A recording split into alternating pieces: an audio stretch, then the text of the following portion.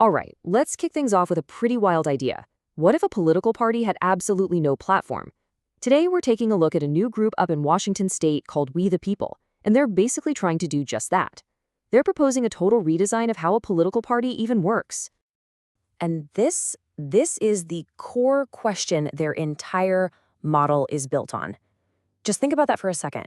A political party with no preset agenda, no policies handed down from the top. It's literally a blank slate.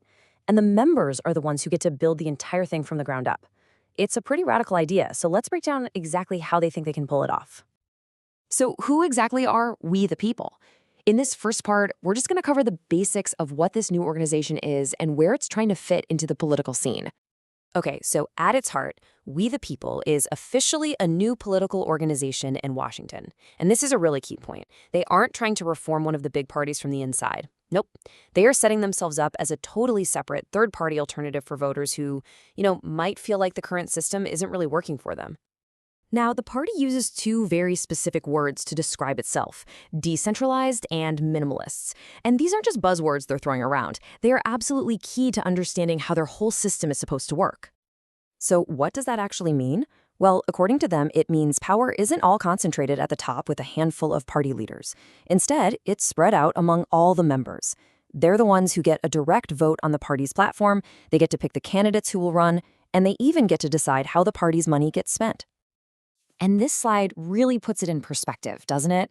In a traditional party, you've got a small group of leaders or committees deciding the platform and choosing the candidates.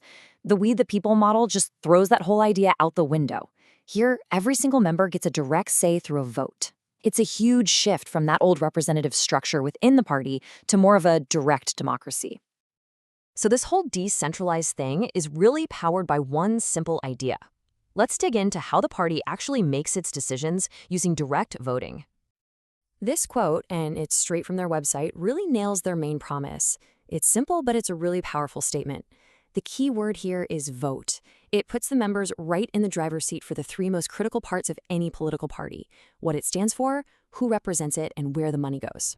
So the crucial thing to get is how this voting power is used.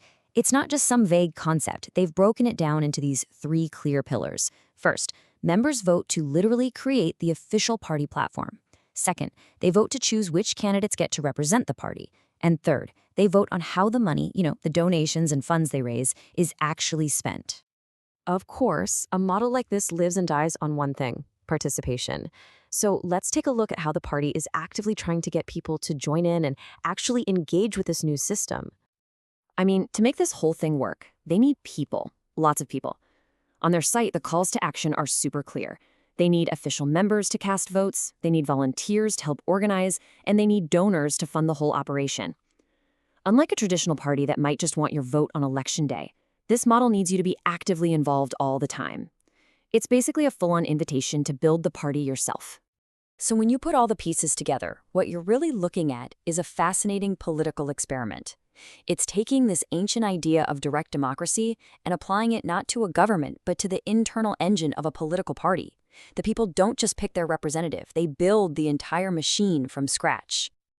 And that leaves us with a really big final question to think about. This model sounds straightforward, even empowering in theory. But could it actually work in the real world? Could a party with a platform that's always changing based on member votes actually navigate the incredibly complicated world of modern policy and government? It's a fascinating question, and one that the political world in Washington might just start to answer for us.